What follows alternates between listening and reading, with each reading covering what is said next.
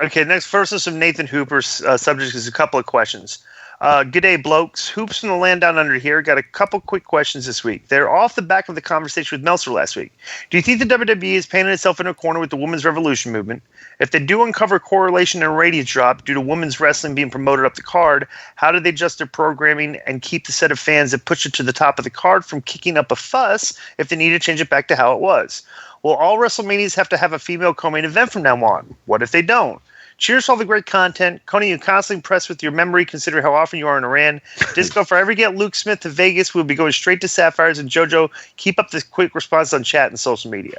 I think right now, because the story is their bad ratings and how there's rumblings in Fox about the numbers that Fox wants and the numbers that the WWE are delivering, I think the women's revolution is part of the problem, but they've got a lot of problems. They got a lot of guys that are not over, and they're not writing good TV, and it's like, and they're not they're not doing anything to improve ratings, and the things that they're doing, bro, it's like it's just simple. That this over the course of time, when you don't have a show driven by characters and storylines, and just have it driven by matches and three ways, and the guys are like, we're having four people are fighting to become the number one contender for the belt, and there's really no substance to anything.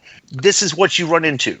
People are not going to tune in this 3 hours of watching fake fights just for the sake of watching the fake fights that are basically meaningless. You know, this is what I think about WWE.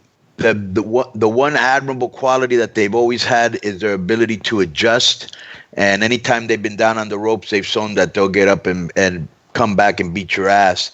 And I don't know if when they go to Fox, if they don't get the ratings they want, if they'll just reinvent themselves again and maybe go back to like as much of an attitude era as they can, but they always seem to readjust and you know what I'm saying?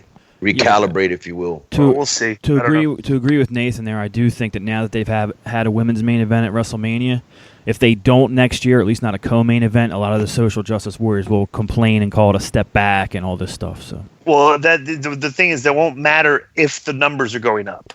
That's the problem. If the numbers going up, you don't have to listen to the small vocal minority. You just look at your numbers because the numbers are saying, "Hey, it's working." And then that's plus we've already seen UFC weather that storm because Ronda was in a main event, and then when she wasn't, they didn't get that. Even though it seems to me there's way more snowflakes in wrestling. I think that's like it is like snowflake central is wrestling now. Yeah.